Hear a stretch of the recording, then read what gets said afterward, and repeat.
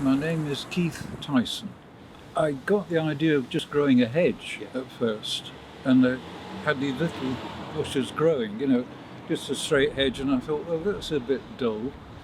I really ought to do something with it, and I just started to cut it a little bit nearer to this sort of shape. But yeah, I've had a sort of female figure there for, no, crikey, I've had it for about 2.5 years, I should think.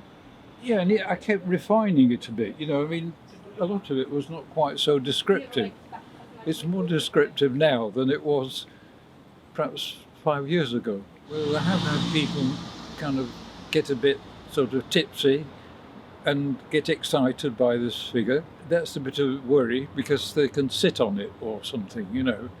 I had people trying to move her about a bit, and that really is worrying because I'd rather them not touch it at all. And when people are a little bit tipsy, they get a bit sort of tricky. So I do have to try and be, careful how I deal with them. Yeah, generally people wandering by and finding it quite amusing, which is exactly what I would like, it's what I wanted it to do. I always have other little projects on the go because I design and make things, I've got a workshop where I produce work in metal, mainly metal, and I've been involved in some of the metal objects in Sheffield that we have on show. Some of the sort of street art, really, I suppose it is. Some of the sort of quite serious stuff down by the station.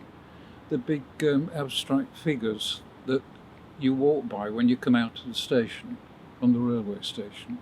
So I did those jointly with two other artists who are my ex-students, actually.